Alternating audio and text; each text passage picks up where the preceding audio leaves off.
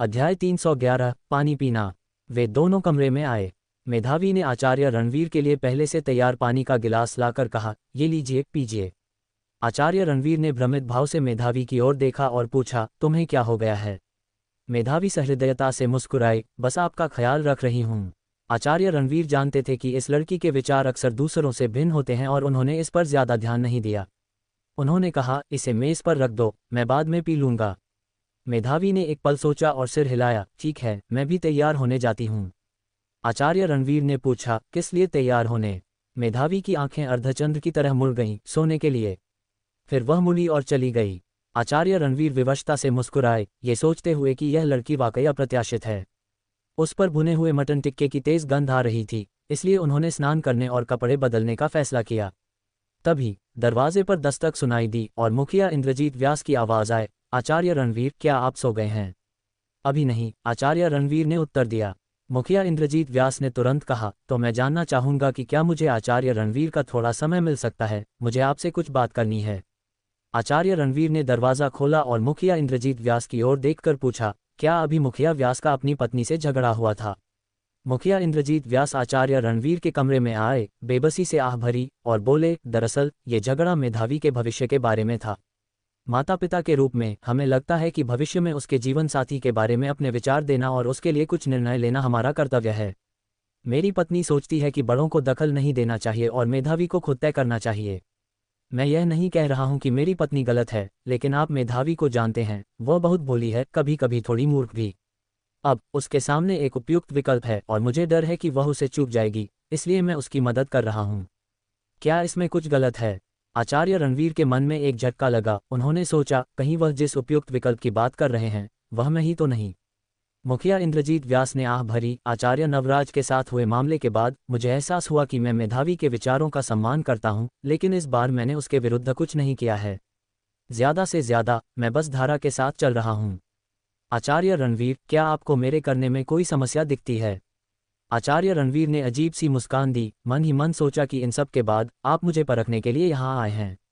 उन्होंने अपना गला साफ किया और कहा, खैर, यह मुखिया व्यास का पारिवारिक मामला है और इस पर टिप्पणी करना मेरे लिए उचित नहीं है। मुखिया इंद्रजीत व्यास ने कहा, हम इस छोटी सी बात पर पूरी रात बहस करते रहे और इससे मेरा गला सूखा और मैं थक गया हूँ।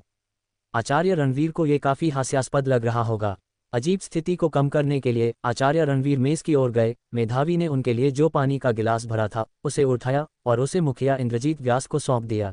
ये लीजिए मुखिया व्यास, अपनी प्यास बुझाने के लिए कुछ पानी पीजिए। मुखिया इंद्रजीत व्यास मुस्कुराए, पानी स्वीकार किया और कहा, धन्यवाद आचार्य रणवीर। फिर उन्होंने गिलास का सारा पानी एक ही सांस में पी लिया। उन्होंने गिलास नीचे रखा, आचार्य रणवीर को औपचारिक प्रणाम किया और कहा, आचार्य रणवीर, हालांकि हमने पूरी रात बहस की, मैं जानता हूं कि एक पुरुष के रूप में मुझे अधिक उदार होना चाहिए। मुझे वापस जाकर उन्हें रिझाना होगा, इसलिए मैं और परेशान नहीं करूंगा। आचार्य रणवीर मुस्कुराए और सिर हिलाया, मुखिया इंद्रजीत व्यास को कमरे से बाहर तक छोड़ते हुए। मुखिया इंद्रजीत व्यास के जाने के बाद आचार्य रणवीर ने स्नान किया और अपने कपड़े बदले। मेधावी अपने खुले बालों और रेशमी स्लीक नाइट गाउन पहने हुए आचार्य रणवीर के कमरे में आई। मैं यहाँ सोने आई हूँ। जैसे ही वह अंदर आए, उसने मेज पर रखे गिलास पर नजर डाली और देखा कि उसमें पानी गायब था। उसका चेहरा एक उत्साहित मुस्कान से दमक उठा। विक्रेता ने कहा था कि मोहन चूर्ण पीने के बाद आधे घंटे में असर होगा। एक व्यक्ति की खुराक से यह आदमी को एक ऐसे जानवर में बदल सकता है जो सारी समझ खो दे। लेकिन कोई बात नहीं, आज रात मैं आचार्य रणवीर के साथ कच्चे चावलों से खिचड़ी पका दूंगी और उसके बाद वह मेरा आदमी होगा। आचार्य रणवीर ने मेधावी के चेहरे को शरारती से धीरे धीरे अश्लील होते देखा और कांप उठे। उन्होंने पूछा, तुम अपने कमरे में क्यों नहीं सो रही? यहाँ क्यों आए हो? मेधावी का दिवास्वप्न भंग हो गया और उसके गाल एक पल में लाल हो गए। लेकिन हिम्मत से उसने कहा, मैं तुम्हारे साथ सोना चाहती हूँ। आचार्य रणवीर ने सीधे तौर पर मना कर दिया, बिल्कुल नहीं, तुम बेहतर होगा कि वापस जाओ। मेधावी ने अपनी बड़ी बड़ी आंखें झपकाईं और कहा, तो मुझे थोड़ी देर के लिए यहाँ बैठने दो, ठीक है? आचार्य रणवीर ने संदेह से उसकी ओर देखा और कहा, वाकई, बस थोड़ी देर के लिए?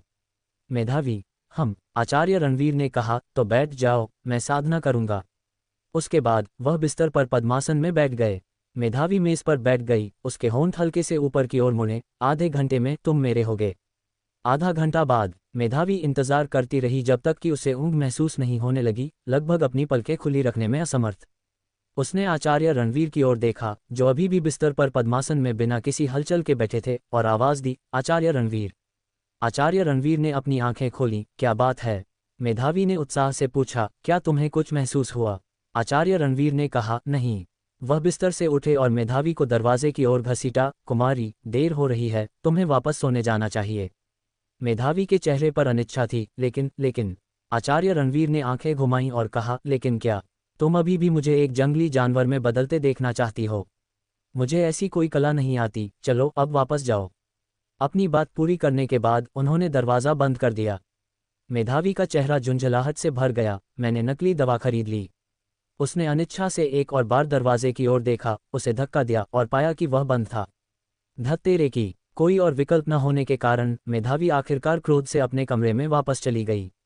नकली दवा विक्रेता को कोसते हुए और यह उम्मीद करते हुए कि सब्जियां खरीदते समय उन्हें बढ़ती कीमतों का सामना करना पड़े, वह बिस्तर पर लेट गई और एक पल में सो गई। आचार्य रणवीर ने अपनी दिव्य संवेदन शक्ति सक्रिय की और मेधावी को वाकई अपने कमरे में सोने लौटते देखकर आखिरकार राहत की सांस ली। पता नहीं आज उस लड़की को क्या हो गया है, वह इतनी अजीब है। उसी पल उनकी दिव्य संवेदन शक्ति ने मुखिया इंद्रजीत व्यास के कमरे की एक झलक देखी और अंदर की स्थिति देखकर तेजी से पीछे खींच ली। जो उचित नहीं उसे मत देखो, जो उचित नहीं उसे मत देखो। आचार्य रणवीर के चेहरे पर शर्मिंदगी का निशान दिखाई दिया। उस पर और विचार किए बिना आचार्य रणवीर साधना अवस्था में प्रवेश कर गए और अपना अभ्यास शुरू किया। अगली सुबह आचार्य रणवीर आंगन में अपना सुबह का अभ्यास कर रहे थे। उसी पल मेधावी फिर से एक गिलास पानी के साथ आ गई। पिछली रात शायद किसी चरण में कोई समस्या थी, आज फिर से कोशिश करते हैं। वह आचार्य रणवीर के पास आए और चिंता से पूछा, आचार्य रणवीर, क्या आप थके हुए हैं? कुछ पानी पीजिए। आचार्य रणवीर ने मेधावी की ओर मुड़कर देखा और मुस्कुराहट के साथ कहा, तुम लड़की इन 2 दिनों से मेरे प्रति इतनी चौकस क्यों हो? मेधावी ने कहा, किसी के प्रति अच्छा होने के लिए किसी कारण की जरूरत नहीं होती। आचार्य रणवीर ने आंखें घुमाईं और कहा, बस पानी पत्थर की मेज पर रख दो, मैं अपना सुबह का अभ्यास खत्म होने के बाद पी लूंगा। मेधावी ने सिर हिलाया। सुबह का अभ्यास खत्म होने के बाद स्नान करना याद रखना, मैं बाद में वापस आऊंगी। ऐसा कहते हुए उसने पानी नीचे रख दिया और जाने के लिए मुड़ गई। जल्द ही आचार्य रणवीर ने अपना सुबह का अभ्यास खत्म किया, अपना पसीना पोंछा, पत्थर की मेज के पास चले गए, गिलास उठाया और पानी पीने ही वाले थे। तभी श्रीमती मालिनी व्यास आंगन में आ गईं। उनका चेहरा एक संतुष्ट चमक से दमक रहा था और आचार्य रणवीर को देखते ही उनके चेहरे पर एक उत्साहित मुस्कान आ गई। रणवीर सिंघानिया, श्रीमती मालिनी व्यास ने पुकारा। रणवीर सिंघानिया, जो एक कप पानी पकड़े हुए थे, रुके और मुड़कर शिष्टाचार से बोले, श्रीमती व्यास, आप आज काफी अच्छी लग रही हैं। उनके गालों पर लाली छा गई। श्रीमती मालिनी व्यास का दिल जोरों से धड़क रहा था क्योंकि उन्हें पिछली रात मुखिया इंद्रजीत व्यास का ओजस्वी प्रदर्शन याद आ गया था। मेधावी के जन्म के बाद से इतने सालों में उन्होंने ऐसी संतुष्टि कभी महसूस नहीं की थी। उन्होंने रणवीर सिंघानिया को तिरस्कार भरी नज़र से देखा और कहा, तुम्हारी इतनी हिम्मत कैसे हुई यह कहने की, जैसे ये सब उस चीज़ की वजह से नहीं था जो तुमने मुखिया इंद्रजीत व्यास को कल रात पीने को दी थी। वरना वे कल रात इतने प्रभावशाली कैसे हो सकते थे?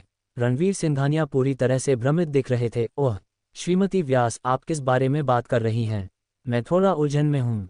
रणवीर सिंघानिया असमंजस में थे। उन्हें याद आया कि पिछली रात मुखिया इंद्रजीत व्यास ने उनके कमरे में केवल एक कप पानी पिया था, इसलिए उन्होंने अपने हाथ में पकड़े कप की ओर देखा। उन्होंने तो बस कल यहाँ एक कप पानी पिया था।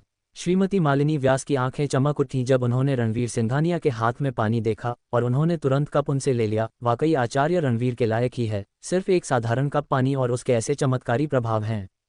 उन्होंने पानी के कप को ध्यान से देखा, फिर मुस्कराते हुए कहा, रणवीर सिंघानिया, इस पानी के कप पर अब मेरा अधिकार होगा। चिंता मत करो, अगर तुम मेरी बेटी को अपनी पत्नी बनाना चाहते हो तो मुझे कोई आपत्ति नहीं होगी। उसके बाद वह मुड़ी और आंगन से बाहर चली गईं। रणवीर सिंघानिया शुरू से अंत तक हैरान थे, खुद से बड़बड़ाते हुए बोले, ये सब आखिर क्या हो रहा है? जैसे ही श्रीमती मालिनी व्यास आंगन के प्रवेश द्वार पर पहुंची, वह रुकी, मुड़ी और रणवीर सिंघानिया को आंख मारी। ओह, वैसे मुखिया इंद्रजीत व्यास ने आज छुट्टी ली है। हमारी सिर्फ हम दोनों की दुनिया होगी, तो तुम बाद में मेधावी का ख्याल रखना, उसे हमें परेशान मत करने देना, ठीक है? रणवीर सिंघानिया ने अपने कंधे उचकाए और अंदर जाकर एक कप पानी पीने के लिए ले आए। थोड़ी देर बाद मेधावी उत्सुकता से भरी हुई रणवीर सिंघानिया के आंगन में वापस आए। रणवीर सिंघानिया, क्या आपने पानी पी लिया है?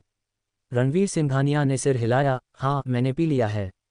मेधावी के होंठ हल्के से मुड़े, फिर वह पत्थर की मेज पर एक स्टूल पर बैठ गई और बोली, अभ्यास करते रहो, मैं तुम्हें देखूंगी। अभ्यास करने से रक्त संचार तेज हो सकता है और शायद औषधीय प्रभाव तेजी से काम करेगा। आज कोई समस्या नहीं होनी चाहिए, उसने अपने मन में जोड़ा। रणवीर सिंघानिया ने कुछ नहीं कहा और आंगन में युद्ध कला का अभ्यास करना शुरू कर दिया। आधे घंटे बाद मेधावी ने पूछा, रणवीर सिंघानिया, क्या आपको गर्मी लग रही है? रणवीर सिंघानिया ने जवाब दिया, नहीं। 1 घंटे बाद मेधावी ने पूछा, रणवीर सिंघानिया, क्या आपको कोई बेचैनी महसूस हो रही है? रणवीर सिंघानिया ने जवाब दिया, नहीं। 2 घंटे बाद मेधावी ने पूछा, रणवीर सिंघानिया, आप कहीं नपुंसक तो नहीं हो? रणवीर सिंघानिया। 3 घंटे बाद पूरी तरह से निराश और भ्रमित मेधावी रणवीर सिंघानिया के आंगन से निकल गई, लगातार खुद से बड़बड़ाती रही, ऐसा नहीं होना चाहिए, ऐसा नहीं होना चाहिए। रणवीर सिंघानिया ने युद्ध कला का अभ्यास करना बंद कर दिया और चुपचाप मेधावी के पीछे पीछे चले गए। उन्हें हमेशा लगता था कि यह लड़की आज असामान्य व्यवहार कर रही है और उन्होंने ये देखने का फैसला किया कि वह क्या कर रही है। मेधावी अपने कमरे में वापस गई। रणवीर सिंघानिया दरवाजे के बाहर खड़े थे। मेधावी की हर हरकत को देखने के लिए उन्होंने अपनी दिव्य संवेदन छोड़ दी। मेधावी ने दराज से मोहन चूर्ण की अंतिम खुराक निकाली और खुद से बड़बड़ाती हुई बोली, क्या वह आदमी वाकई नकली दवा बेचने वाला नीम हकीम हो सकता है?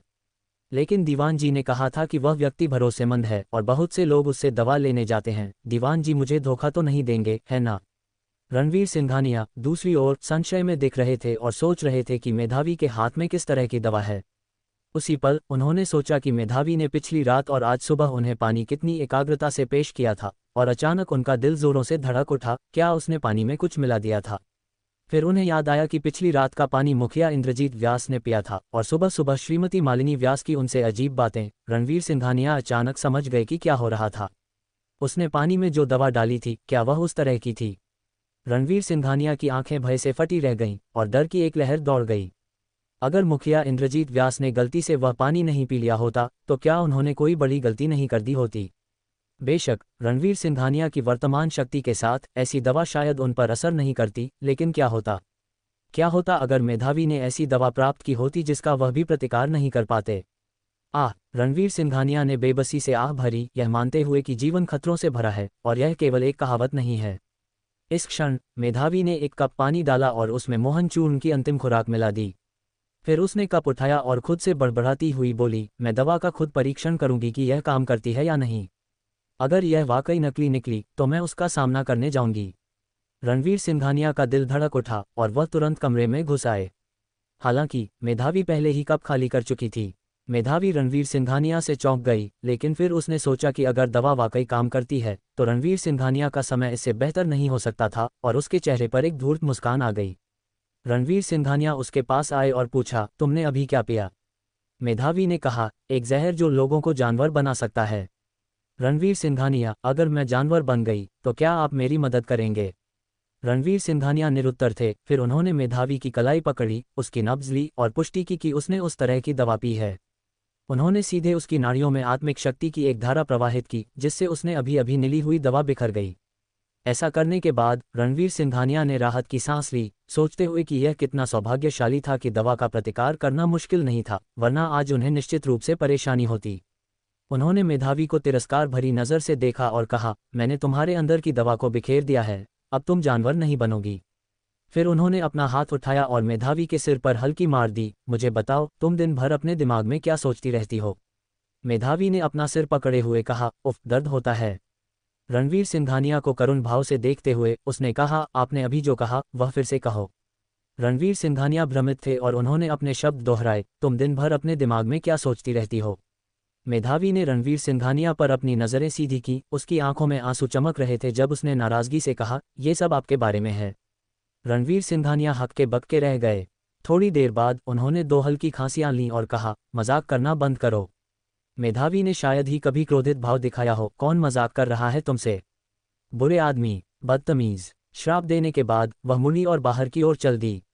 लेकिन 2 कदम चलने के बाद उसे कुछ गड़बड़ महसूस हुई। वह वापस मुड़कर रणवीर सिंघानिया को देखने लगी और बोली, यह मेरा कमरा है।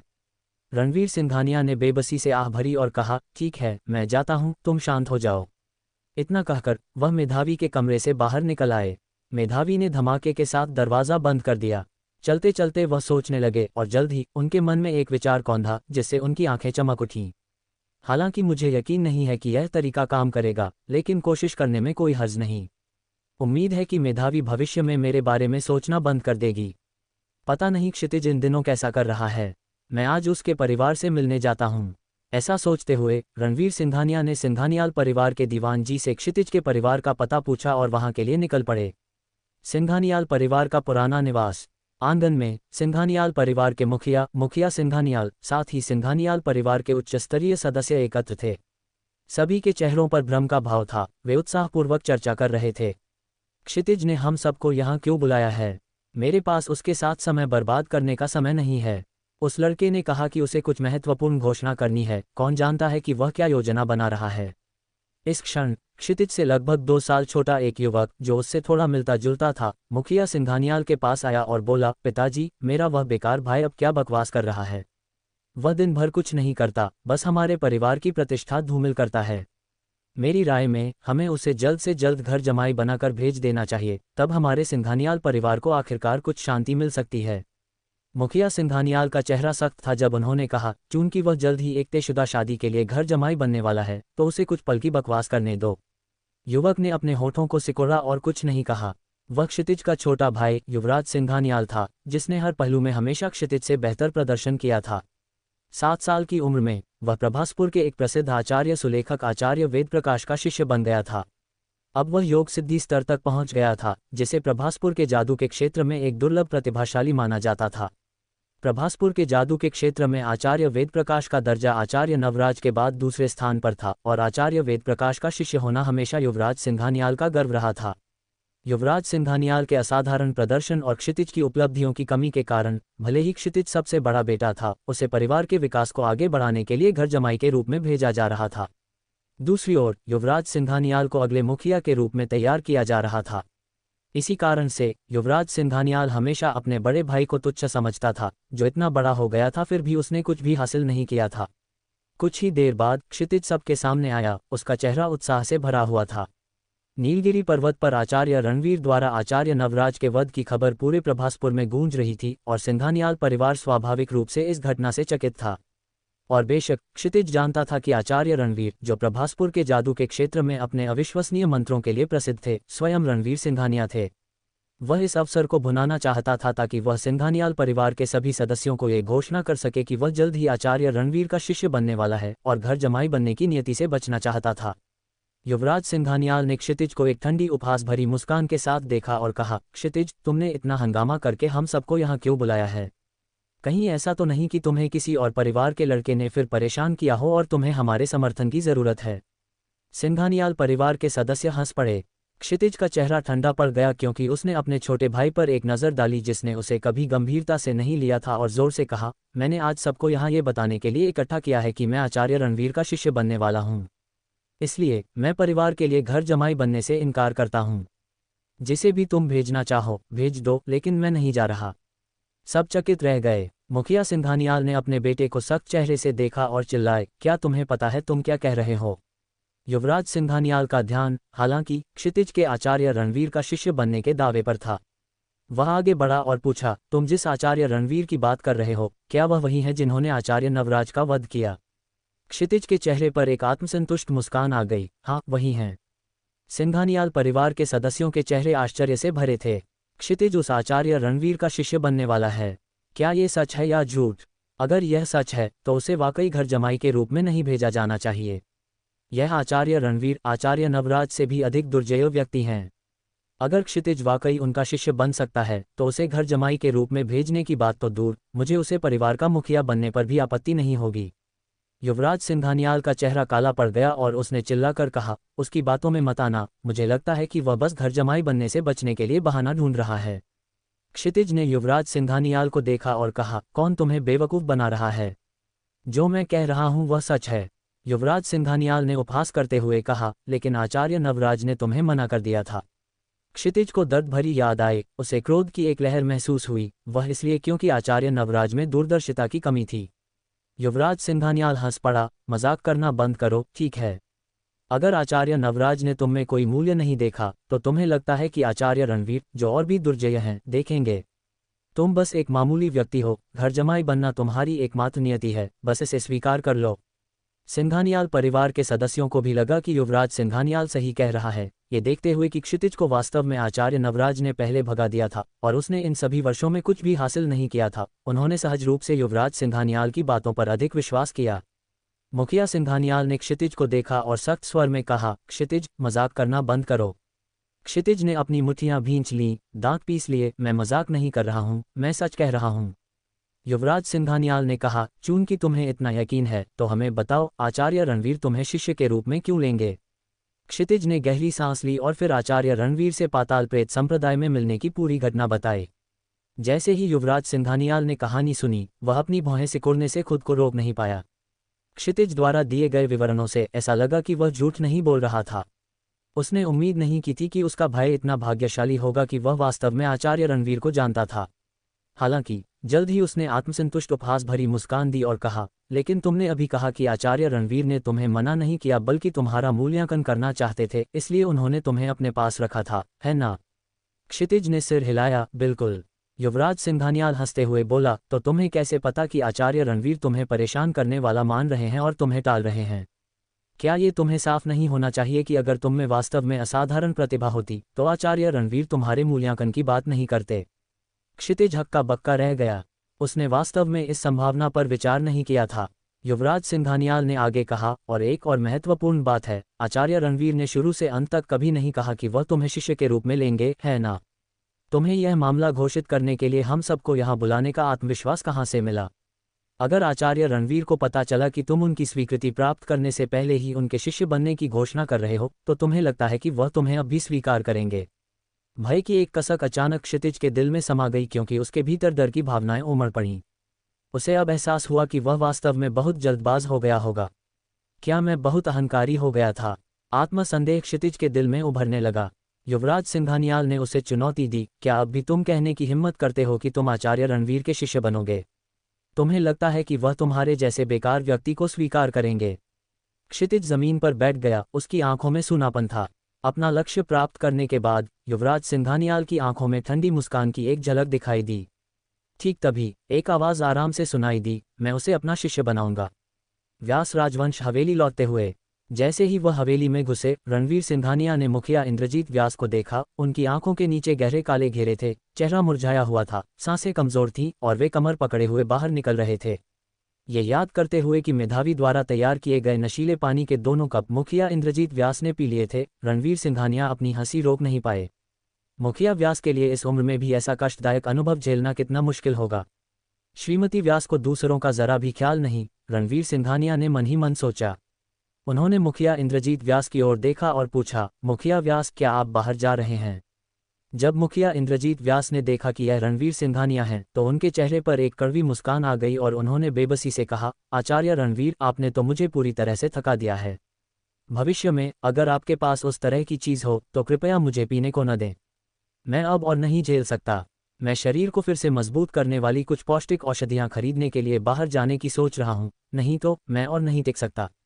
रणवीर सिंघानिया आधे मनोरंजन और आधे सहानुभूति से सोचने लगे कि अगर उन्हें पता होता कि उन्होंने जो पिया है वह उनकी अपनी बेटी ने खरीदा था तो वे शायद क्रोध से लाल हो जाते।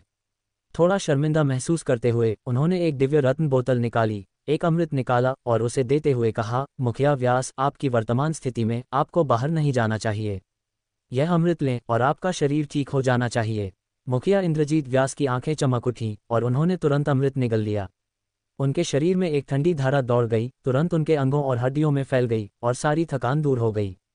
ये कितना आरामदायक है, मुखिया इंद्रजीत व्यास खुद को कहने से रोक नहीं पाए और फिर रणवीर सिंघानिया को आभार व्यक्त करने के लिए हाथ जोड़े। धन्यवाद आचार्य रणवीर। रणवीर सिंघानिया मुस्कुराए और समझाने लगे, दरअसल वह 2 कप पानी। मुखिया इंद्रजीत व्यास ने उन्हें रोकते हुए कहा, आचार्य रणवीर, हालांकि आपके अमृत ने मेरे शरीर में नई जान डाल दी है, लेकिन आपको अंदाजा नहीं है, इस समय हमारी श्रीमती व्यास की उम्र अत्यधिक ऊर्जा और चाहत वाली है, जो कि बेहद भयावह है। अगर उन्होंने देखा कि मैं ठीक हूं तो वे मुझे फिर से बिस्तर पर घसीट लेंगी। इसलिए सुरक्षित रहने के लिए मैं अभी भी बाहर जाकर थोड़ी देर के लिए छिप जाऊंगा। मैं और नहीं कहूंगा, मुझे जल्दी निकलना होगा, कहीं मैं पकड़ा न जाऊं और बाद में फिर से घसीटा जाऊं। ये कहकर वे जल्दी से हवेली से निकल गए। रणवीर सिंघानिया बेबसी का भाव लिए और कुछ नहीं बोले और अपने कमरे की ओर बढ़ गए। जैसे ही उन्होंने दरवाज़ा खोला, उन्होंने देखा कि एक आकृति उनके कमरे में पानी के डिस्पेंसर के पास चुपके से घूम रही थी। करीब से देखने पर वह श्रीमती मालिनी व्यास थी। उनका चेहरा गुलाबी चमक से लाल हो गया था। उनके हाथ में 10 लीटर की बाल्टी थी जिसे वे डिस्पेंसर से पानी से भर रही थीं। श्रीमती व्यास, आप क्या कर रही हैं? जब श्रीमती मालिनी व्यास ने रणवीर सिंघानिया को लौटते देखा तो वे थोड़ी शर्म से लाल हो गईं। रणवीर सिंघानिया, आप वापस आ गए। गलत मत समझो, मुझे बस लगा कि आपके पानी का स्वाद बेहतर था, इसलिए मैंने सोचा कि और ले लूं। रणवीर सिंघानिया के चेहरे पर शर्मिंदगी का भाव था, ये सोचते हुए कि आप यह नहीं मान सकती कि यहाँ का पानी पीने से ऐसा असर होगा, है ना? उन्होंने जल्दी से समझाया, श्रीमती व्यास, आपको गलतफहमी हुई है। दरअसल यहाँ का पानी बिल्कुल सामान्य है और इसे पीने से कोई असर नहीं होगा। श्रीमती मालिनी व्यास, जो स्पष्ट रूप से आश्वस्त नहीं थीं, बोली, रणवीर सिंघानिया, मुझसे झूठ मत बोलो। तुमने आज सुबह जो पानी दिया था उसने कमाल कर दिया। हम लगातार लगे रहे, वैसे भी यहाँ का पानी वाकई शक्तिशाली है। रणवीर सिंघानिया, हताश महसूस करते हुए, श्रीमती मालिनी व्यास को असली कारण बताने का फैसला किया। सुनने के बाद श्रीमती मालिनी व्यास पूरी तरह से चकित रह गईं। ये तो मेधावी नाम की लड़की शरारत कर रही थी। ये रणवीर सिंघानिया ने कहा, तो श्रीमती व्यास को यहाँ से पानी लेने की कोई ज़रूरत नहीं है। श्रीमती मालिनी व्यास ने 10 लीटर की बाल्टी पर नज़र डाली जो उन्होंने पकड़ी हुई थी। उनका चेहरा लाल हो गया और उन्होंने जल्दी से उसे नीचे रख दिया। मुझे वाकई खेद है रणवीर सिंघानिया, ये सोचना कि मेधावी तुम्हें कोई दवा देने की सोचेगी, ये पूरी तरह से अनुचित है। मैं उसे अच्छी तरह से समझाऊंगी। भविष्य में उसे ऐसी गलती दोबारा करने की अनुमति नहीं दी जा सकती। ये कहने के बाद श्रीमती मालिनी व्यास शर्मिंदा भाव से चली गईं। रणवीर सिंघानिया ने मूल रूप से मेधावी को ढूंढने से पहले अपने कमरे में लौटने की योजना बनाई थी। हालांकि चूंकि श्रीमती मालिनी व्यास मेधावी से मिलने चली गई थीं, तो उनके पास बैठकर इंतजार करने के अलावा कोई और विकल्प नहीं था। काफी देर बाद, ये सोचते हुए कि श्रीमती मालिनी व्यास ने मेधावी को समझाना खत्म कर दिया होगा, रणवीर सिंघानिया खड़े हुए और मेधावी के आंगन की ओर चले गए। जैसे ही उन्होंने आंगन में कदम रखा, श्रीमती मालिनी व्यास की नाराज आवाज सुनाई दी। देखो तो तुमको, एक युवा लड़की इस तरह की दवा खरीद रही है, क्या बेइज्जती है। श्रीमती मालिनी व्यास को मेधावी को समझाते हुए सुनकर रणवीर सिंघानिया खुद को सोचने से रोक नहीं पाए। श्रीमती व्यास वाकई मेधावी को लेकर चिंतित हैं। ये स्पष्ट है कि वे अपनी बेटी के आचरण के बारे में कितनी परवाह करती हैं, वरना उन्हें मुझसे सच्चाई जानने के तुरंत बाद इतनी जल्दी यहाँ नहीं आना पड़ता। जैसे ही यह विचार उनके मन में आया, उन्होंने श्रीमती मालिनी व्यास को कहते सुना, मुझे उस व्यक्ति की संपर्क जानकारी दो जिससे तुमने दवा खरीदी है। मैं उसे ठीक से सबक सिखाऊंगी। रणवीर सिंघानिया के चेहरे पर तनाव आ गया। क्या मेधावी को समझाने आने का उनका असली मकसद यही हो सकता है? तभी दरवाज़ा खुलने की आवाज़ सुनाई दी। शर्मिंदगी से बचने के लिए रणवीर सिंघानिया जल्दी से छिप गए। श्रीमती मालिनी व्यास कमरे से बाहर निकली। उनके हाथ में कागज़ का एक टुकड़ा था।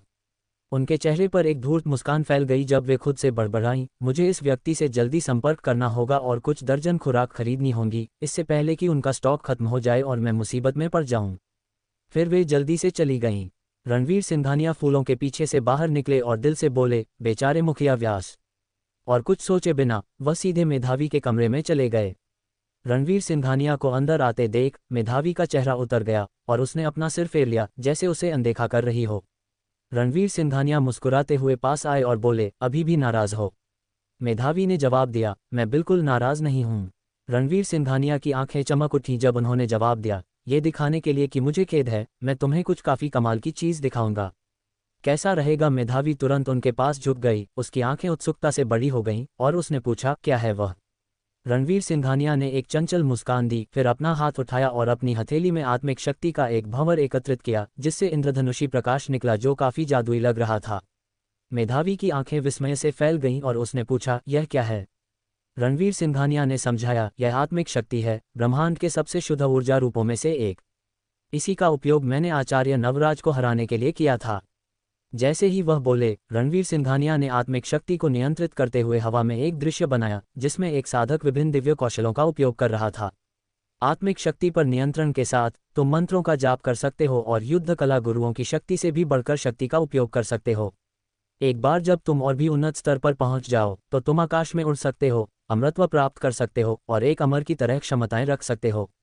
मेधावी ने हवा में आत्मिक शक्ति द्वारा बनी छवियों को देखा। उसकी आंखें उत्सुकता से भरी थीं और उसने बड़बड़ाया, ये कमाल का है। रणवीर सिंघानिया के होंठ हल्के से मुस्कुरा दिए। फंस गई? तो तुम कल के लिए तैयारी करो, जब मैं तुम्हारे परिवार के सामने तुम्हें अपना शिष्य बनाऊंगा। बेशक तुम्हारे अलावा तुम्हारा एक बड़ा गुरु भाई भी होगा, रणवीर सिंघानिया ने कहा। मेधावी ने अपनी बड़ी बड़ी आंखें झपकाईं। एक बड़ा गुरु भाई। रणवीर सिंघानिया ने सिर हिलाया। ठीक है क्षितिज। मेधावी ने तुरंत एक विद्रोही मुद्रा अपनाई। मैं उसे अपना बड़ा गुरु भाई नहीं चाहती, मैं सबसे बड़ी गुरु बहन बनना चाहती हूँ। रणवीर सिंघानिया ने बेबसी से इस लड़की की ओर देखा, ये सोचते हुए कि बड़ा भाई या बड़ी बहन कौन है, इसमें कोई अंतर नहीं है, और सिर हिलाया। ठीक है, तो तुम सबसे बड़ी गुरु बहन बन सकती हो। मेधावी का चेहरा उत्साह से चमक उठा, रणवीर सिंघानिया से नाराजगी वाली हर बात भूलकर। वह एक पल के लिए रणवीर सिंघानिया को देखती रही, जैसे कुछ मज़ेदार सोच रही हो, और खुद ही हंसने लगी। रणवीर सिंघानिया भ्रमित थे। तुम किस बात पर हंस रही हो? मेधावी ने अपना सिर ऊपर उठाया। मैं आपको नहीं बताऊंगी। रणवीर सिंघानिया ने और जोर नहीं दिया और कहा, मैं तुम्हारे माता पिता को शिष्य दीक्षा समारोह के बारे में बताने जा रहा हूं ताकि वे कल इसका गवाह बन सकें। फिर वह मुने और मेधावी के कक्ष से निकल गए। प्रफुल्लित होकर मेधावी मेज पर बैठ गई और दराज से एक किताब निकाली। कवर पर गरुड़ योद्धा शब्द लिखे थे। वह नायक अर्जुन होगी और रणवीर सिंघानिया नायिका द्रौपदी होंगे। रणवीर सिंघानिया, आज से आप मेरे गुरु हैं और मैं आपका ख्याल रखना सुनिश्चित करूंगी। किताब के दृश्यों को अपने मन में दोहराते हुए मेधावी खुद ही हंसने लगी। अगली सुबह व्यास राजवंश के विशाल कक्ष में रणवीर सिंघानिया शांति से राजासन कुर्सी पर बैठे थे। उनका मुख मुख्य द्वार की ओर था। व्यास राजवंश के वरिष्ठ सदस्य कक्ष के दोनों ओर खड़े थे। उनके भाव गंभीर थे। मुखिया इंद्रजीत व्यास और श्रीमती मालिनी व्यास रणवीर सिंघानिया के बगल में खड़े थे। दोनों के चेहरे गंभीर थे। हालांकि मुखिया इंद्रजीत व्यास कुछ थके हुए और उदास दिख रहे थे, जैसे वे ठीक से सोए न हों। कक्ष के केंद्र में दो आकृतियां खड़ी थीं, मेधावी और क्षितिज। इस समय वे शिष्य दीक्षा समारोह कर रहे थे। जैसे ही रणवीर सिंघानिया, जो प्रभासपुर में प्रसिद्ध आचार्य थे, ने मेधावी को अपना शिष्य बनाने का प्रस्ताव रखा, मुखिया इंद्रजीत व्यास और श्रीमती मालिनी व्यास ने पूरी तरह से इसका समर्थन किया। आखिरकार रणवीर सिंघानिया का मेधावी का गुरु बनना मतलब था कि पूरा व्यास राजवंश रणवीर सिंघानिया से जुड़ गया था। यदि भविष्य में कोई व्यास राजवंश को निशाना बनाता तो उन्हें रणवीर सिंघानिया के समर्थन पर विचार करना पड़ता। मूल रूप से मुखिया इंद्रजीत व्यास शिष्य दीक्षा समारोह को भव्य बनाना चाहते थे, लेकिन रणवीर सिंघानिया को ज्यादा तामझाम पसंद नहीं था। यही वजह थी कि इसे व्यास राजवंश के घर पर एक सादा आयोजन के रूप में व्यवस्थित किया गया था। मेधावी और क्षितिज रणवीर सिंघानिया के सामने घुटने टेके, 3 बार दंडवत प्रणाम किया और फिर बारी बारी से रणवीर सिंघानिया को गुरु दक्षिणा चाय भेंट की। रणवीर सिंघानिया द्वारा चाय पीने के बाद शिष्य दीक्षा समारोह पूर्ण माना गया। मेधावी ने अपना सिर क्षितिज की ओर घुमाया और कहा, मुझे बड़ी गुरु बहन बुलाओ। हालांकि क्षितिज यह नहीं समझा कि मेधावी उसकी बड़ी गुरु बहन क्यों बन गई थी। उसने आदरपूर्वक कहा, बड़ी गुरु बहन। मेधावी काफी प्रसन्न हुई और क्षितिज के कंधे पर थपथपाते हुए बोली, शाबाश बेटा, आज से तुम्हारी बड़ी बहन तुम्हारा ख्याल रखेगी। क्षितिज मुस्कुराया, ये सोचते हुए कि इस बार वह न केवल आचार्य रणवीर का शिष्य बन गया था, बल्कि उसने व्यास राजवंश के साथ भी अच्छे संबंध बनाए थे। छोटा गुरु भाई बनना भी इसके लायक था। मेधावी ने रणवीर सिंघानिया की ओर देखा और पूछा, गुरुदेव, हमारे पंथ का नाम क्या है? रणवीर सिंघानिया चौंक गए, क्योंकि उन्होंने वास्तव में इस प्रश्न पर विचार नहीं किया था। आखिरकार उन्हें मिलाकर उनके पंथ में केवल 3 लोग थे और उन्होंने कभी वास्तव में एक पंथ शुरू करने के बारे में नहीं सोचा था। लेकिन चूंकि मेधावी ने पूछा था, उन्हें लगा कि इसे आधिकारिक दिखाने के लिए एक नाम देना जरूरी है। ये देखते हुए कि वह अमरत्व की साधना के पथ पर थे और यही वह मेधावी और क्षितिज को सिखाने की योजना बना रहे थे, उन्होंने कहा, हम अपने पंथ को अमर साधना केंद्र बुलाएंगे। कक्ष में मौजूद लोग नाम को खुद से बड़बड़ाए और रणवीर सिंघानिया की ओर प्रशंसा भरी निगाहों से देखने लगे। अमर साधना केंद्र, कितना भव्य और प्रभावशाली नाम। आचार्य रणवीर की शक्ति के साथ अमरत्व के समान कहना कम होगा। अमर साधना केंद्र का नाम सर्वथा योग्य है। मुखिया इंद्रजीत व्यास ने मुस्कुराते हुए कहा। बाकियों ने भी उनकी बात का समर्थन किया। रणवीर सिंघानिया असहज हंसी हंसे, ये सोचते हुए कि उन्होंने मेधावी को शांत करने के लिए अभी अभी यह नाम बनाया था। उन्हें नहीं पता था कि सालों बाद अमर साधना केंद्र का नाम भारत और यहाँ तक कि पूरे साधना लोक के गुटों को भयभीत करने वाला एक दुष्स्वप्न बन जाएगा, जिससे उसे प्रचुर ख्याति मिलेगी। मेधावी अमर साधना केंद्र नाम से उत्साहित होकर खुद से बड़बड़ाने लगी। नायक अर्जुन और नायिका द्रौपदी की प्राचीन समाधि पंथ में अपनी सुंदर कहानी थी। मुझे यकीन है कि रणवीर सिंघानिया और मैं भी अमर साधना केंद्र के भीतर एक मार्मिक प्रेम कहानी गढ़ सकते हैं। जब वह अपनी कल्पनाओं में खोई हुई थी, रणवीर सिंघानिया ने अपना गला साफ किया। ठीक है, अब मैं अमर साधना केंद्र का पहला नियम घोषित करूंगा। मेधावी और क्षितिज ने कान खड़े कर लिए। तथाकथित निर्मम गोली एक अमृत है जिसे एक बार सेवन करने के बाद व्यक्ति सभी भावनाओं और इच्छाओं को खो देता है, जिससे वह चलती फिरती लाश बन जाता है। उन्होंने मेधावी को शिष्य इसी क्षण के लिए बनाया था। मेधावी अभी भी एक गुरु और शिष्य के बीच के रोमांस की अपनी कल्पना में खोई हुई थी। जब उसने रणवीर सिंघानिया के शब्द सुने, वह चौंक गई। न केवल वह, बल्कि क्षितिज भी चौंक गया। हमारे गुरुदेव शुरुआत में ही ऐसा नियम क्यों बनाएंगे? क्या ऐसा हो सकता है? उसकी आंखें फैल गईं। ऐसा तो नहीं कि मैं पहले बहुत चौकस था और गुरुदेव को शक है कि मेरे मन में उनके लिए भावनाएं हैं। तभी मेधावी चीख उठी, नहीं, मैं इसे स्वीकार नहीं करूंगी। क्षितिज ने अपना सिर मेधावी की ओर घुमाया और समझा कि क्या हो रहा था, और उसने चुपचाप राहत की सांस ली। तो यह मेरे बारे में नहीं है, इसने मुझे मौत से डरा दिया। फिलहाल यह अमर साधना केंद्र का एकमात्र नियम है, बाकी मैं जैसे जैसे सोचता जाऊंगा जोड़ता रहूंगा। मेधावी आग बबूला थी। रणवीर सिंघानिया की ओर इशारा करते हुए चिल्लाई, बुरे आदमी, आपने मुझसे झूठ बोला। रणवीर सिंघानिया ने निर्लजता से जवाब दिया, मेधावी, मैं अब तुम्हारा गुरु हूं जिसे तुमने दंडवत प्रणाम किया है और चाय पिलाई है। अपनी भाषा का ध्यान रखो। मेधावी खींचकर बोली, मैं पंथ छोड़ रही हूं। रणवीर सिंघानिया ने कहा, अब मैं अमर साधना केंद्र का दूसरा नियम घोषित करता हूं। एक बार अमर साधना केंद्र में प्रवेश करने के बाद तुम जीवन भर के लिए सदस्य हो, छोड़ने का कोई विकल्प नहीं है। व्यास राजवंश के सदस्य एक साथ रो रहे थे और हंस रहे थे, लेकिन किसी ने भी अपनी राय व्यक्त करने की हिम्मत नहीं की। मेधावी का चेहरा अन्याय से भरा था। मैं पंथ के विरुद्ध विद्रोह करना चाहती हूँ। रणवीर सिंघानिया ने अपने कंधे उचकाए, अगर वाकई तुम्हारे पास क्षमता है तो मैं तुम्हें नहीं रोकूंगा, लेकिन तब तक तुम्हें अमर साधना केंद्र के नियमों का पालन करना होगा। मेधावी ने अपनी आंखें घुमाईं और फिर कहा, ठीक है, तो आप मुझे अपने सभी कौशल जल्दी सिखाएं, ताकि जब मैं आपसे श्रेष्ठ हो जाऊं तो अपना साम्राज्य स्थापित कर सकूं और फिर आपको अपना डाकू सरदार बना सकूं। रणवीर सिंघानिया। व्यास राजवंश मुखिया इंद्रजीत व्यास रणवीर सिंघानिया के पास आए और मुस्कुराते हुए कहा, आचार्य रणवीर, आप युवाओं के खेल हम बूढ़ों की समझ से परे हैं, इसलिए हम आगे कोई टिप्पणी नहीं करेंगे। एक रहस्य। रणवीर सिंघानिया के चेहरे पर थोड़ी उलझन थी। मुखिया इंद्रजीत व्यास ने इशारे से बुलाया।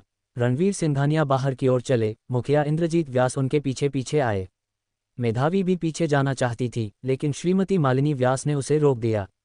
वे दोनों एक एकांत जगह पर पहुंच गए। रणवीर सिंघानिया ने पूछा, मेधावी के पास भी रहस्य हैं? मुखिया इंद्रजीत व्यास के चेहरे पर भावुकता का एक निशान उभरा। उन्होंने कहा, वास्तव में मेरी पत्नी और मैंने इस रहस्य को हमेशा के लिए अपने दिलों में दफन रखने का इरादा किया था, लेकिन चूंकि आचार्य रणवीर इतने दिव्य रूप से कुशल हैं और कोई साधारण इंसान नहीं है, तो मैंने इस रहस्य को उजागर करने का फैसला किया है। रणवीर सिंघानिया के मन में उत्सुकता की एक लहर उठी। उन्होंने कहा, मुखिया व्यास, कृपा करके बोलें। मुखिया इंद्रजीत व्यास ने कहा, वास्तव में आचार्य रणवीर ने शायद गौर किया होगा कि मेधावी साधारण लोगों से अलग व्यक्ति हैं। रणवीर सिंघानिया ने सिर हिलाया, मन ही मन सोचा कि वाकई इस लड़की की सोच औसत व्यक्ति से वाकई अतुलनीय है। मुखिया इंद्रजीत व्यास ने आगे कहा, मैं जो रहस्य आपको बताने जा रहा हूँ वह यह है कि मेधावी के जन्म के समय आकाश में बिजली चमकी और गर्जना हुई, व्यास राजवंश के ऊपर पंचरंगी आभा दिखाई दी और कई अन्य अजीबोगरीब घटनाएं घटी। खासकर मेधावी के जन्म के क्षण क्षितिज से प्रकाश की एक किरण उड़कर सीधी मेधावी के शरीर में समा गई। रणवीर सिंघानिया ने अपनी भौहें चढ़ाईं, सोचते हुए कि मेधावी के जन्म के समय ऐसी घटना उसे प्राचीन काल में महारानी बनने के लिए नियत करती। मुखिया इंद्रजीत व्यास का भाव अचानक बहुत गंभीर हो गया। उन्होंने कहा, ये सारी बातें वास्तव में गौण हैं। सबसे महत्वपूर्ण बात यह है कि मेधावी ने जन्म लेते ही तुरंत एक वाक्य बोला। रणवीर सिंघानिया की आंखें फटी रह गईं। जन्म लेते ही बोली? मुखिया इंद्रजीत व्यास ने गंभीरता से सिर हिलाया, इसमें कोई संदेह नहीं। रणवीर सिंघानिया ने पूछा, उसने क्या कहा? मुखिया इंद्रजीत व्यास ने कहा, तुम कहीं भी जाओ, मैं हमेशा तुम्हारा अनुसरण करूंगी। मेरी पत्नी और मैंने उस वाक्य के अर्थ पर विचार किया है, लेकिन हम कुछ भी पता नहीं लगा पाए। पहले तो हमें लगातार डर था कि मेधावी बुरी आत्माओं से ग्रस्त है और हमें चिंता थी कि वह कम उम्र में ही मर जाएगी, लेकिन जैसे जैसे वह बड़ी होती गई और स्वस्थ व मजबूत बनी रही, हमने ऐसी चिंताओं को छोड़ दिया। आजकल मेधावी एक बहुत स्वस्थ जीवन जी रही है और उसके थोड़े अजीब चरित्र के अलावा और कुछ भी गलत नहीं है। तो अब हम इस बात की परवाह नहीं करते कि उसके जन्म के समय ऐसी घटनाएं क्यों घटीं। हालांकि चूंकि आचार्य रणवीर मेधावी के गुरु बन गए हैं, मैंने सोचा कि आपको जानने का अधिकार था, इसलिए मैंने ये रहस्य उजागर किया है। रणवीर सिंघानिया ने अपनी भौहें सिकोड़ीं। मुखिया इंद्रजीत व्यास द्वारा वर्णित स्थिति वाकई दुर्लभ थी। साधना लोक में भी ऐसी घटनाएं शायद ही कभी होती थीं, लेकिन विरासत अभिलेखों की विशाल स्मृतियों को खंगालने के बाद भी रणवीर सिंघानिया ने मुखिया इंद्रजीत व्यास के विवरण के आधार पर एक संभावना सोची। मेधावी वाकई एक प्राचीन महाशक्तिशाली की पुनर्जन्म हो सकती है। केवल ऐसा ही परिदृश्य एक नवजात शिशु को बोलने की अनुमति देगा। बेशक ये रणवीर सिंघानिया की ओर से सिर्फ एक अनुमान था, और यह सच था या नहीं, इस पर अभी भी विचार विमर्श की आवश्यकता थी। अगर मेधावी एक प्राचीन महाशक्तिशाली की पुनर्जन्म है तो उस वाक्य में संदर्भित तुम कौन है? क्या कोई और प्राचीन महाशक्तिशाली भी भारत में पुनर्जन्म ले चुका है? रणवीर सिंघानिया के मन में कुछ संदेह उभरे। हालांकि वह जल्द ही इन विचारों पर चिंतन करना बंद कर दिया। आखिरकार वह सिर्फ स्थापना स्तर का एक साधक था और प्राचीन महाशक्तिशाली के पुनर्जन्म से संबंधित मामले ऐसे नहीं थे जिनमें वह लापरवाही से खुद को शामिल कर सके। आशा है कि यह सिर्फ मेरा अनुमान है, क्योंकि अगर यह वास्तव में एक पुनर्जन्म प्राचीन महाशक्तिशाली है तो यह मेधावी के लिए अच्छी खबर नहीं होगी। रणवीर सिंघानिया ने थोड़ी देर खुद से बड़बड़ाया, फिर मुखिया इंद्रजीत व्यास की ओर मुड़कर कहा, ठीक है, मैं समझ गया। ऐसी घटनाओं के कई संभावित कारण हैं, लेकिन चूंकि मेधावी स्वस्थ बड़ी हुई है, अब उन बातों का कोई महत्व नहीं है। मुखिया इंद्रजीत व्यास मुस्कुराए और सिर हिलाया, मेरे मन में भी ठीक यही बात है। वे दोनों मुख्य कक्ष में लौट आए। मेधावी तुरंत पास आए और पूछा, मेरे पिता ने आपको कौन से रहस्य बताए? मुझे ये भी क्यों नहीं पता कि मेरे पास रहस्य हैं?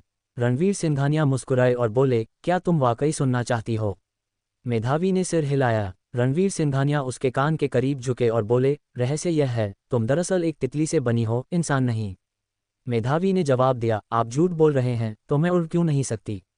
रणवीर सिंघानिया जोर से हंस पड़े। यह उम्मीद नहीं थी कि लड़की पल भर के लिए उसकी बातों को गंभीरता से लेगी। वह समझ नहीं पा रहे थे कि उसे भोली कहें या प्यारी।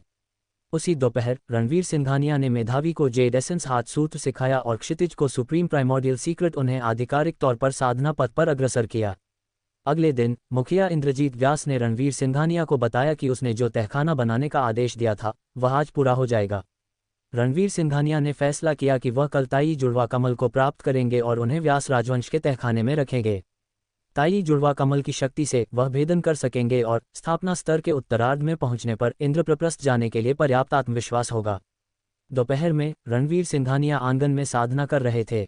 उसी क्षण क्षितिज उत्साहित होकर आया, अपने हाथ में कई संगीत समारोह के टिकट पकड़े हुए, और बोला, आचार्य, आज रात स्टेडियम में एक सर्व सितारा संगीत समारोह है, कई प्रसिद्ध सितारे वहां होंगे। मुझे एक दोस्त से कुछ टिकट मिले हैं, आज शाम इसे देखने चलते हैं। रणवीर सिंघानिया ने उसकी ओर देखा और पूछा, कल से तुम्हारी साधना विधि में कैसी प्रगति हो रही है? क्षितिज ने तुरंत अपना हाथ उठाया और अपनी हथेली में आत्मिक ऊर्जा का एक बवंडर उत्पन्न किया। गर्व से बोला, मैं पहले ही प्रारंभिक स्तर तक पहुंच चुका हूं। संयोग से मेरे सिंघानियाल परिवार के पास आत्मिक ऊर्जा से भरपूर जगह है। मुझे लगता है कि एक सप्ताह से भी कम समय में मैं प्राण साधना के पहले स्तर तक पहुंच सकता हूं। रणवीर सिंघानिया को संगीत समारोह में आमंत्रित करने के मूड में होने का कारण यह था कि उसकी अपनी साधना प्रगति उसे बहुत पसंद आ रही थी। रणवीर सिंघानिया के अनुसार सामान्य लोगों को साधना करके प्रारंभिक स्तर तक पहुंचने में कम से कम 1 महीना और ज्यादा से ज्यादा 1 साल लगता, फिर भी उसने इसे सिर्फ 1 दिन में कर लिया, जो निस्संदेह एक प्रतिभा का निशान था। वह भी अपनी साधना प्रतिभा से चकित था। जश्न मनाने के लिए उसने एक दोस्त से संगीत समारोह के टिकट मांगे थे। रणवीर सिंघानिया ने संतुष्टि से सिर हिलाया और कहा, बुरा नहीं, ये गति तेज मानी जाती है। तुम्हारी साधना प्रतिभा अच्छी है, लगता है मेरा निर्णय गलत नहीं था। क्षितिज का चेहरा खुशी से चमक उठा, उसे ऐसा गर्व महसूस हुआ जैसा प्राथमिक विद्यालय में शिक्षक से प्रशंसा मिलने पर होता है। इस समय मेधावी भी पास चली आई। क्षितिज ने मन ही मन सोचा, मेरे पास असाधारण प्रतिभा है, इसीलिए आचार्य ने मुझे शिष्य के रूप में लिया और आचार्य ने वरिष्ठ बहन को शिष्य के रूप में उसे शांत रखने के लिए लिया। उसकी साधना प्रतिभा शायद मेरी जितनी अच्छी नहीं है, मुझे उसके सामने शेखी बघारनी चाहिए। तो वह आगे बढ़ा और पूछा, वरिष्ठ बहन, तुम्हारी साधना कैसी चल रही है? क्या तुम प्रारंभिक स्तर तक पहुंच गई हो? फिर उसने गर्व से जोड़ा, मुझे प्रारंभिक स्तर तक पहुंचने में सिर्फ 1 दिन लगा और कोई दुर्घटना न होने पर मैं 1 सप्ताह के भीतर प्राण साधना के पहले स्तर तक पहुंच जाऊंगा। मेधावी ने उसे भ्रमित भाव से देखा। 1 सप्ताह? क्षितिज ने सिर हिलाया और मुस्कुराते हुए कहा, कैसा लगा? क्या ये बहुत तेज नहीं है? मेधावी ने जवाब दिया, क्या वह तेज है? क्षितिज हंसा और बोला, वरिष्ठ बहन, मुझे पता है कि तुम्हें इसे स्वीकार करने में बहुत शर्म आ रही है, लेकिन हिम्मत मत हारो। आखिरकार हर किसी में मेरी जैसी उत्कृष्ट साधना प्रतिभा नहीं होती। अगर तुम थोड़ी और मेहनत करोगी तो अभी भी मेरी बराबरी कर सकती हो। मेधावी ने सिर हिलाया, आपकी सांत्वना के लिए धन्यवाद, लेकिन मैं पहले ही प्राण साधना के 3रे स्तर पर हूँ। क्षितिज की मुस्कान अचानक रुक गई। उनके बगल में रणवीर सिंघानिया की आंखें भी बड़ी हो गईं। हवा कुछ सेकंड के लिए थम सी गई। क्षितिज ने मेधावी को अविश्वास से देखा। प्राण परिशोधन 3रा स्तर? वरिष्ठ बहन, तुम मजाक तो नहीं कर रही हो? नहीं, मैं नहीं कर रही। मेधावी पूरी गंभीरता से अपनी आत्मिक शक्ति की एक धारा छोड़ी और उसकी शक्ति के हिसाब से वह वाकई प्राण परिशोधन के 3रे स्तर के मानक को पूरा करती थी। फिर उसने क्षितिज को भ्रमित होकर देखा। छोटे भाई, क्या ये साधना की सामान्य गति नहीं होनी चाहिए? तुम तो अभी अभी प्रारंभिक स्तर में ही पहुंचे हो, क्या तुम्हारी प्रतिभा थोड़ी कम है? क्षितिज ने अपने चेहरे पर कब्ज जैसी मुस्कान जबरदस्ती लाई, ये सोचते हुए क्या साधना की यह गति वाकई सामान्य है। मेधावी ने उसके सिर पर थपथपाया। छोटे भाई, हिम्मत मत हारो। अगर तुम थोड़ी और मेहनत करोगे तो तुम्हें अपनी वरिष्ठ बहन से आगे निकलने का अभी भी मौका है। क्षितिज का चेहरा पीला पड़ गया। उसकी साधना की गति ऐसी थी कि केवल कड़ी मेहनत से उसकी भरपाई नहीं की जा सकती थी। रणवीर सिंघानिया पास आए। मेधावी की बारीकी से जांच करते हुए खुद से सोचा, क्या ये लड़की वाकई प्राचीन काल के किसी महान आत्मा का पुनर्जन्म हो सकती है? साधना की यह गति वाकई थोड़ी भयावह है। ये भी ध्यान रहे कि वह शुरुआत में प्राण परिशोधन के पहले स्तर पर इसलिए पहुंचे थे क्योंकि उनका आर्या सिंह के साथ एक रिश्ता था, जिसमें नव सूर्य दिव्य काया और रहस्यमयी चंद्रिका पवित्र काया के बीच रहस्यमय बातचीत का लाभ उठाया गया था। फिर भी वे मेधावी जितने अतिशयोक्तिपूर्ण नहीं थे। निश्चित रूप से मेधावी ने चित्रकला के माध्यम से योग सिद्धि प्राप्त करके एक बहुत ठोस नींव रखी थी, इसलिए औपचारिक साधना विधियों को शुरू करने के बाद उनकी शक्ति में वर्तमान वृद्धि सामान्य थी। अंततः उनकी प्रगति धीमी पड़ जाएगी और सामान्य हो जाएगी। अपने आचार्य के रूप में वे बहुत ज्यादा आश्चर्यचकित नहीं दिख सकते थे, अन्यथा वे अपने शिष्य के सामने अपनी गरिमा खो देते। उन्होंने बस सिर हिलाया और कहा, तुमने अच्छा किया है, तुम एक अच्छी साधना अंकुर हो। फिर उन्होंने क्षितिज की ओर देखा और उसे सांत्वना दी, इससे निराश मत हो। तुम्हारी प्रतिभा लाखों में एक है, बस तुम्हारी वरिष्ठ बहन असाधारण है, इसलिए तुम्हें अपनी तुलना उससे करने की जरूरत नहीं है। क्षितिज ने एक कड़वी मुस्कान दी और सिर हिलाया, सोचते हुए, अगर मैं कभी इतना बोर हुआ कि फिर से वरिष्ठ बहन से अपनी तुलना करूं तो मैं अपना नाम उल्टा लिखूंगा। उसी पल मेधावी ने क्षितिज के हाथ में संगीत समारोह के टिकट देखे और पूछा, ये क्या हैं? क्षितिज ने जवाब दिया, एक संगीत समारोह के टिकट। रणवीर सिंघानिया मुस्कुराए, चूंकि तुम्हारे पास टिकट हैं तो चलो संगीत समारोह का आनंद लें। क्षितिज ने मुंह बिगाड़ते हुए कहा, आचार्य, आप और वरिष्ठ बहन जाए। मुझे लगता है कि मुझे साधना करने के लिए समय का सदुपयोग करना चाहिए, अन्यथा मुझे डर है कि मैं इस जीवन में कभी वरिष्ठ बहन से आगे नहीं निकल पाऊंगा। मेधावी की आंखें चमक उठीं और उसने क्षितिज के सिर पर थपथपाया, ये बहुत समझदारी की बात है। रणवीर सिंघानिया को बेबसी महसूस हुई, यह महसूस करते हुए कि मेधावी क्षितिज के लिए जीवन भर का ऐसा बुरा सपना बन सकती है जिससे वह कभी उबर नहीं पाएगा। जब शाम हुई, रणवीर सिंघानिया मेधावी के साथ स्टेडियम पहुंचे। स्टेडियम के बाहर का इलाका लोगों से खचाखच भरा था। कई लोग अपने टिकट की जांच करवाने के लिए कतार में लगे थे, जबकि कुछ लोग जो टिकट नहीं खरीद पाए थे वे अपने पसंदीदा सितारों से इत्तेफाक से मिलने की उम्मीद में आए थे। स्टेडियम की दीवारों पर इस ऑल स्टार संगीत समारोह में भाग लेने वाले सितारों के पोस्टर लगे थे। वे सभी उस समय के सबसे चर्चित गायक या अभिनेता थे। रणवीर सिंघानिया की नज़र एक पोस्टर पर पड़ी। उसमें एक अप्सरा सी नारी सुनहरे चमकते गाउन में सजी थी, जो सुशोभित और अनुपम लग रही थी। पोस्टर के बगल में उसका नाम था, लीलावती। यहाँ एक जाना पहचाना चेहरा देखने को मिलेगा, इसकी उम्मीद नहीं थी, रणवीर सिंघानिया ने खुद से बड़बड़ाया। मेधावी ने रणवीर सिंघानिया की नज़र का पीछा किया और अचानक कहा, आपकी नज़रें कुछ और ही कह रही हैं। तुम दोनों के बीच कुछ चल रहा है। रणवीर सिंघानिया ने अपनी आंखें घुमाईं और जवाब दिया, बकवास मत करो, मैं बस उसे जानता हूँ, बस इतनी सी बात है। ओह, मेधावी ने पोस्टर को कुछ नज़रें दी, वह सुंदर है। रणवीर सिंघानिया ने सहमति में सिर हिलाया। लीलावती की मुख्य अभिनेत्री की हैसियत का मतलब स्वाभाविक रूप से था कि उसकी सुंदरता पर कोई सवाल नहीं उठाया जा सकता था। मुझे लघुशंका जाना है, मेधावी ने अचानक कहा।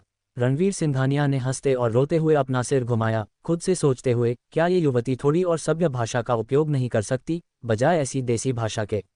उन्होंने दूर सार्वजनिक शौचालय की ओर इशारा किया और कहा, शौचालय उधर है, तुम जाओ, मैं तुम्हारा इंतजार यहीं करूंगा। मेधावी ने सिर हिलाया और शौचालय की ओर चल दी। दूसरी ओर नंदिनी कपूर अकेली स्टेडियम के सामने पहुंची। पिछले बार रणवीर सिंघानिया की वजह से जयनंद वर्मा द्वारा नौकरी से निकाले जाने के बाद उसका जीवन फिर से निम्नतम स्तर पर पहुंच गया था।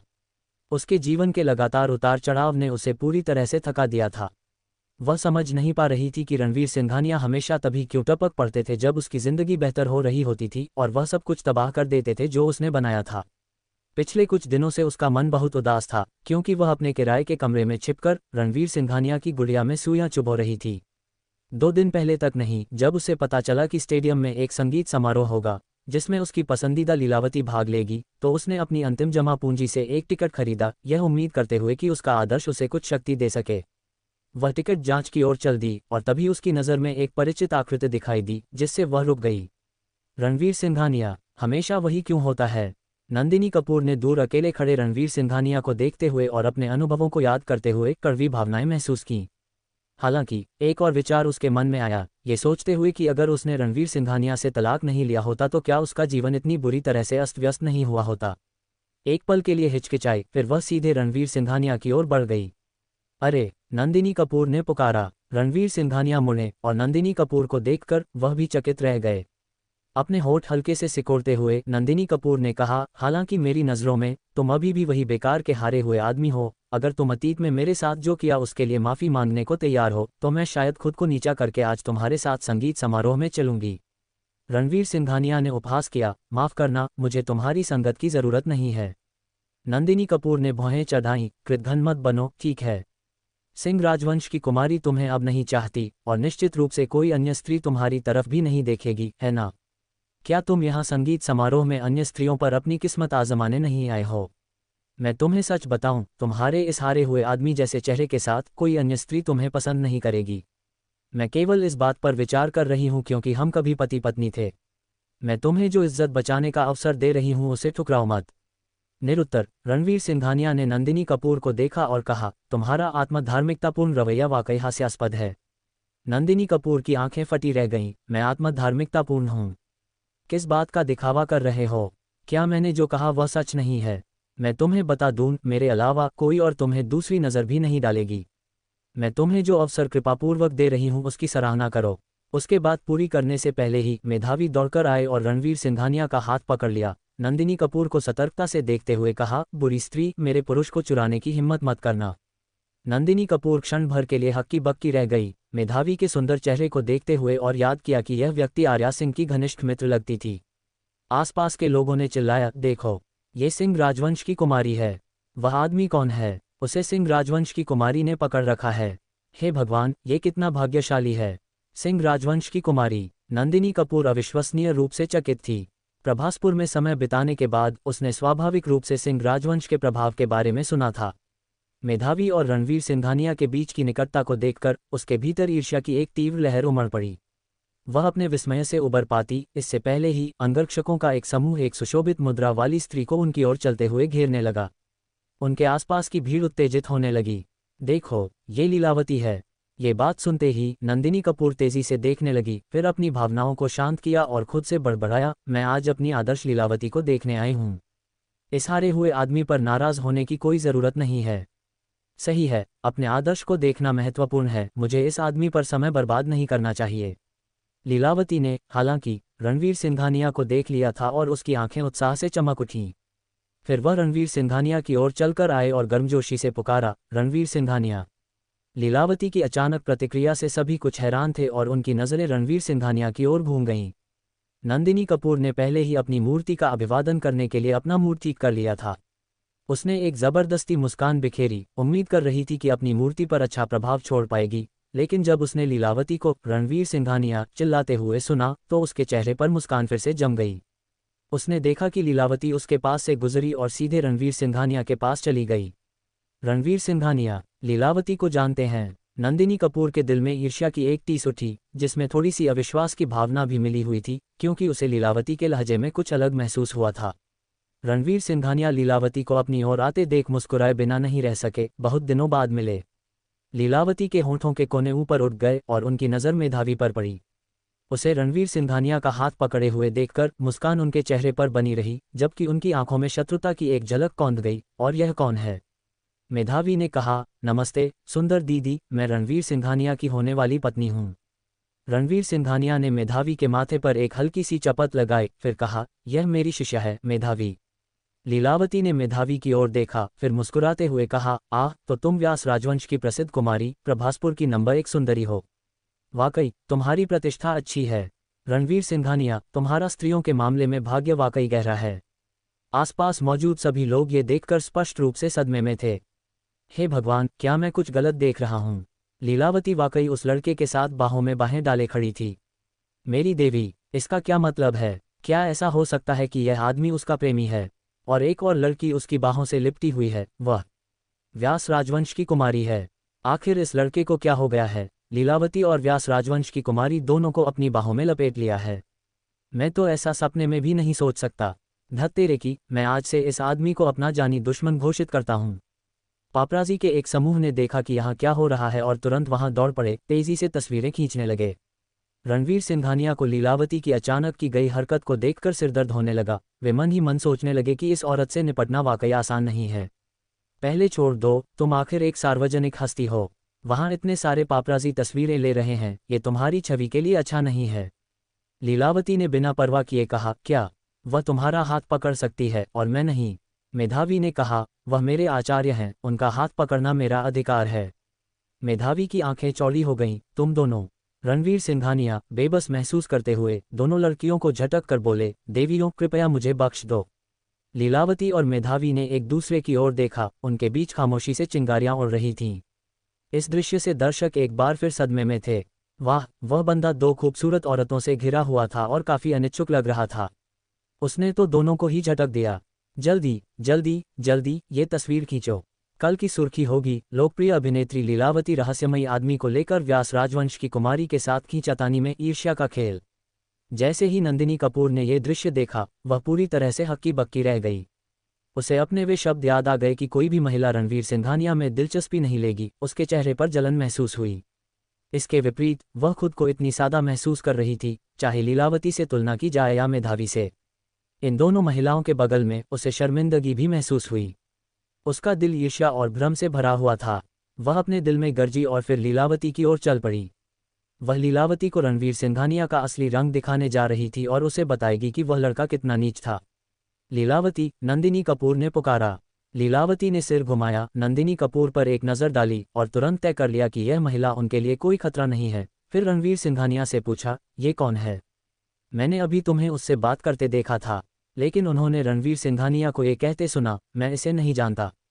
लीलावती ने सिर हिलाया और अपने बगल में खड़े अंगरक्षक को इशारा किया।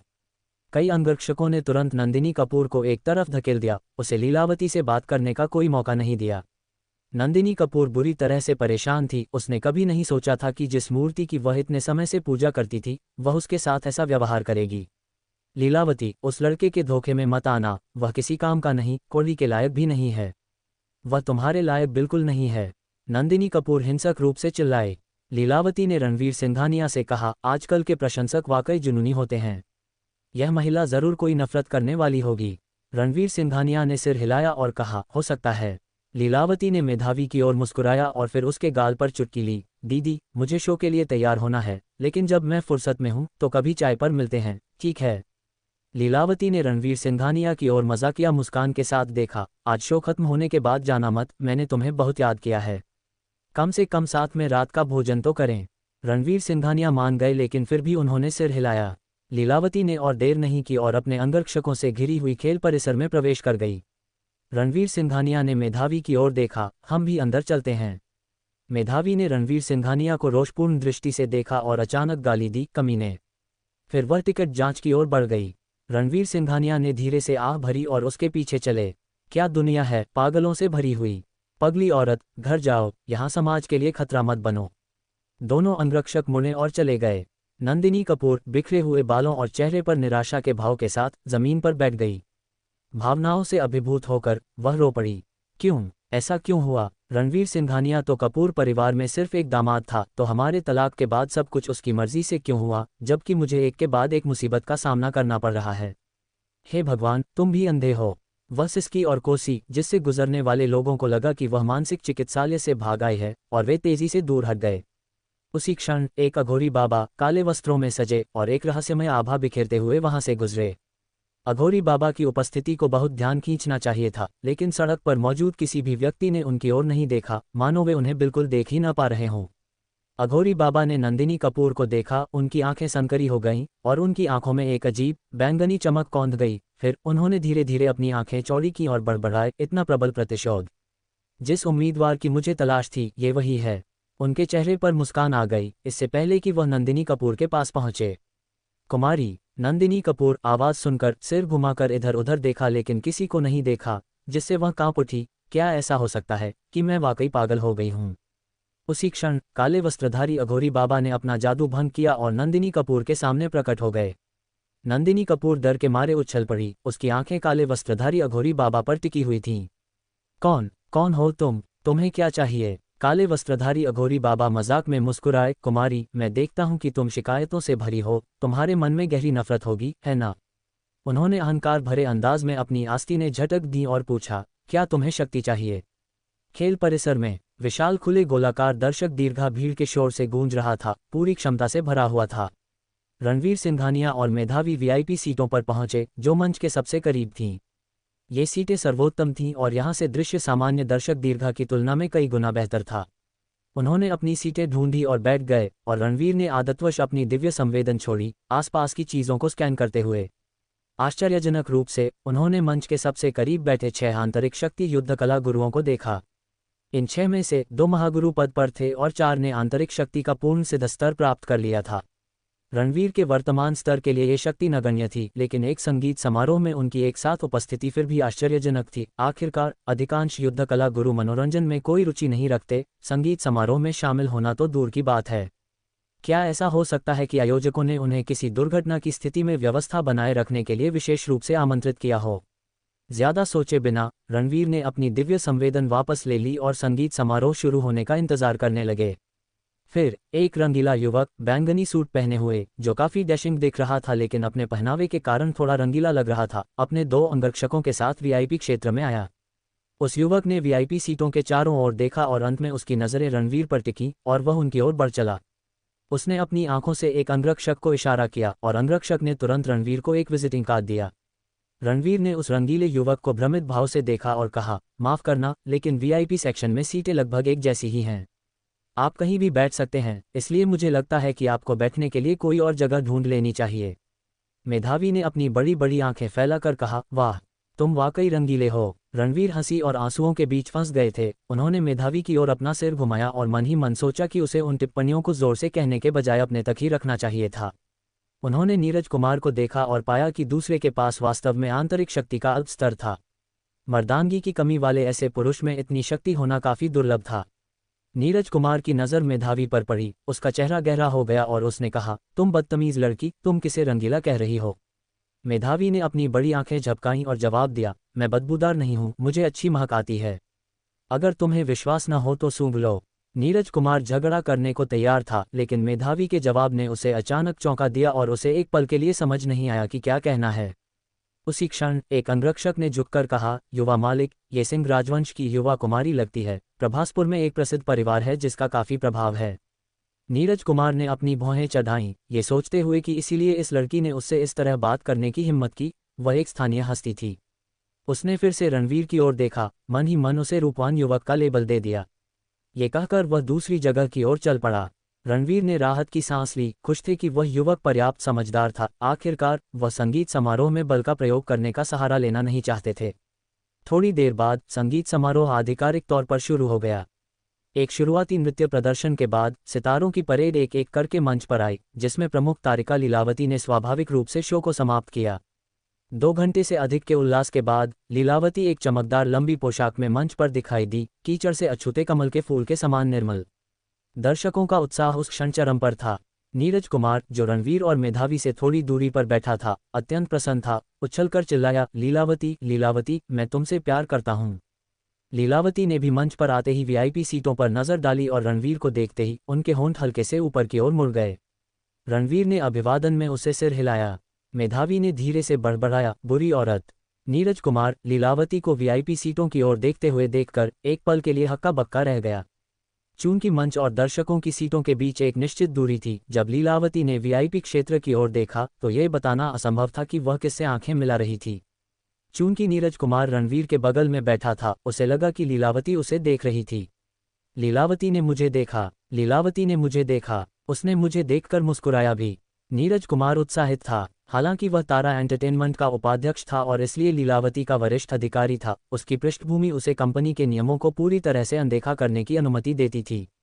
तारा एंटरटेनमेंट में हर कोई नीरज कुमार के लीलावती पर मोह के बारे में जानता था, लेकिन वह उसके प्रति उदासीन थी और उसे थोड़ा घृणित भी मानती थी। नीरज कुमार ने कभी हार नहीं मानी, सहर्ष लीलावती के चापलूस की भूमिका निभाते हुए। अब लीलावती को अपनी ओर देखते और प्रदर्शन से पहले मुस्कुराते देखकर उसे लगा कि उसके दीर्घकालिक प्रयास आखिरकार पुरस्कृत हो रहे थे। इसके तुरंत बाद लीलावती ने गाना शुरू किया। उसने रात के लिए 3 गाने तैयार किए थे। पहले 2 गानों का उसका प्रदर्शन सामान्य था, जिससे दर्शकों से जयकारे और तालियां की लहरें मिलीं। जब तीसरा गाना शुरू हुआ, लीलावती ने फिर से वीआईपी सीटों पर नजर डाली और अपनी आंखें झपकाने के बाद कुछ साहसिक करने का फैसला किया। माइक पकड़े हुए उसने धीरे से कहा, तीसरा गाना जो मैं गाने जा रही हूँ वह दर्शकों में बैठे एक ऐसे पुरुष के लिए तैयार किया गया है जिसने मुझ पर बहुत गहरा प्रभाव डाला है। मुझे उम्मीद है कि मैं इस गाने के माध्यम से अपनी भावनाओं को व्यक्त कर पाऊंगी, जिसका नाम है छोटा प्रेम गीत। दर्शकों ने लीलावती के शब्दों को सुनकर कुछ सेकंड के लिए शांत हो गए और फिर उन्माद में फट पड़े। हे भगवान, क्या मैंने सही सुना? लीलावती वास्तव में एक पुरुष के लिए गाने जा रही है। एक पुरुष, उसने जोर देकर कहा कि यह एक पुरुष के लिए है। लीलावती एक पुरुष के लिए छोटा प्रेम गीत गा रही है। मैं भी एक पुरुष हूँ। क्या ऐसा हो सकता है? क्या वह मुझसे गुपचुप प्यार करती है? हे भगवान, मैं शादीशुदा आदमी हूँ। सपने देखना बंद करो। क्या तुमने नहीं देखा कि लीलावती वीआईपी सीटों की दिशा में देख रही थी? वह लड़का निश्चित रूप से वीआईपी सेक्शन में होगा। केवल कार्यक्रम स्थल के दर्शक ही नहीं, बल्कि रंगमंच के पीछे के कर्मचारी भी हंगामा मचाए हुए थे। मूल योजना के अनुसार लीलावती का तीसरा गाना छोटा प्रेम गीत नहीं था और किसी पुरुष के लिए विशेष गीत गाने के लिए डिजाइन किया गया कोई खंड नहीं था। ये पूरी तरह से लीलावती का तात्कालिक विचार था। यह महिला हमें डराकर मार डालना चाहती है, अचानक गाने के कार्यक्रम को बदल रही है, एक कर्मचारी ने कथन किया। अभी उस पुरुष से कोई फर्क नहीं पड़ता। जल्दी करो और पार्श्व संगीत को छोटे प्रेम गीत में बदल दो और माहौल बनाना, एक रोमांटिक और कलात्मक अनुभव बनाना। एक प्रमुख ने आदेश दिया। हर कोई तुरंत काम पर लग गया। वीआईपी सीटों में रणवीर पर लीलावती की नज़र पड़ने पर उनके चेहरे पर थोड़ी शर्मिंदगी दिखी। उन्होंने मन ही मन सोचा, अगर गाना है तो गाओ, ऐसा तमाशा क्यों कर रहे हो? हम एक दूसरे को ज्यादा समय से नहीं जानते। मेधावी, जिसका चेहरा क्रोध से भरा हुआ था, ने रणवीर की ओर देखा। क्या वह जिस पुरुष की बात कर रही है वह तुम हो? रणवीर ने हल्की खांसी ली। यहाँ इतने सारे पुरुष हैं, कौन जानता है कि वह किसका जिक्र कर रही है। दूसरी ओर नीरज कुमार इतना उत्साहित था कि वह लगभग रोने वाला था। उसने मंच पर लीलावती को गहरे मोह से देखा, लगभग मंच पर दौड़कर अपने दिल की देवी को गले लगाने को तैयार था। लीलावती वास्तव में मेरे लिए विशेष रूप से एक गाना गा रही है और यह छोटा प्रेम गीत है। अगर मुझे इससे उसके स्नेह का एहसास नहीं होता तो क्या मैं एक मूर्ख से कम नहीं होता? नहीं, संगीत समारोह के बाद मुझे लीलावती से अपने प्रेम का इजहार करना ही होगा। जब वह अपने दिवास्वप्न में लिप्त था, उसके एक अंगरक्षक को एक संदेश मिला। संदेश पढ़ने के बाद अंगरक्षक की आंखें चौड़ी हो गईं और उसने फिर नीरज कुमार की ओर देखा, जो मोह के आवेग में था, ये सोचते हुए कि उसे संदेश दिखाना चाहिए या नहीं। कुछ झिझक के बाद अंगरक्षक ने फोन आगे बढ़ाया। युवा मालिक, आपको ये देखना चाहिए। नीरज कुमार ने फोन लिया और जैसे ही उसने सामग्री देखी, उसके चेहरे पर मुस्कान जम गई। स्क्रीन पर एक समाचार शीर्षक प्रदर्शित था, चौंकाने वाला। प्रसिद्ध अभिनेत्री लीलावती संगीत समारोह की पूर्व संध्या पर एक पुरुष के लिए ईर्ष्या दिखाती है। लेख के साथ एक तस्वीर थी जिसमें लीलावती और मेधावी प्रत्येक ने रणवीर के एक हाथ को पकड़ा हुआ था। नीरज कुमार का दिल तुरंत ऐसा महसूस हुआ जैसे उसे ठंडे पानी की बाल्टी से भीग गया हो, उसे भीतर तक ठंडा कर दिया। वह तुरंत समझ गया कि जब लीलावती ने वीआईपी क्षेत्र की ओर नजर डाली तो वह उसे नहीं देख रही थी और छोटा प्रेम गीत भी उसके लिए नहीं गाया गया था। उसने अपना सिर घुमाया, कुछ दूरी पर रणवीर की ओर देखा। उसकी आंखें तीव्र शत्रुता से भरी हुई थीं। ये कमीने रूपवान युवक, एक महिला को अपने साथ रखना पर्याप्त नहीं है, वह अभी भी मेरी लीलावती को चुराना चाहता है। मैं उसे मार डालूंगा। नीरज कुमार ने दांत पीसे, क्रोध से अपने हाथों को कमर पर रख लिया। अंगरक्षक ने चेतावनी दी, युवा मालिक, संगीत समारोह अभी भी चल रहा है, कृपया जल्दबाजी में काम न करें। नीरज कुमार ने फिर तुरंत रणवीर का सामना करने से खुद को रोक लिया। थोड़ी देर बाद जैसे ही छोटा प्रेम गीत समाप्त हुआ, लीलावती ने एक बार फिर रणवीर की ओर नजर डाली। उसकी आंखों में चंचलता की एक झलक दिखाई दी। फिर सितारों ने एक साथ मंच पर आकर अंतिम गीत गाया और संगीत समारोह समाप्त हो गया। दर्शकों ने अनिच्छा से अपनी सीटें छोड़ीं। लीलावती ने जिस पुरुष का जिक्र किया था उसके बारे में फुसफुसाहटें अभी भी गूंज रही थीं। अधिकांश लोगों के, नीरज कुमार की पार्टी सहित, चले जाने के बाद वह खड़ा हुआ और रणवीर की ओर चल पड़ा। एक हाथ कमर पर, दूसरा हाथ रंगीले अंदाज में अपनी उंगलियां झटकते हुए उसने रणवीर की ओर इशारा किया, तुम कमीने, मैं तुम्हें द्वंद्व युद्ध के लिए चुनौती देता हूं। रणवीर ने उसे पूरी तरह से अनदेखा कर दिया क्योंकि उनका ध्यान कुछ युद्ध कला गुरुओं पर था जिन्हें उन्होंने पहले देखा था। ये युद्ध कला गुरु संगीत समारोह समाप्त होने के बाद भी नहीं गए थे और रणवीर ने अपनी दिव्य संवेदन से उन्हें स्कैन किया था। एक महागुरु पद विशेषज्ञ को ये कहते हुए सुन लिया था, एक बार जब अधिकांश लोग चले जाएंगे तो हम अपनी चाल चलेंगे। अगर हम लीलावती को सफलतापूर्वक मार सकें तो मालिक को हस्तक्षेप करने की जरूरत नहीं होगी।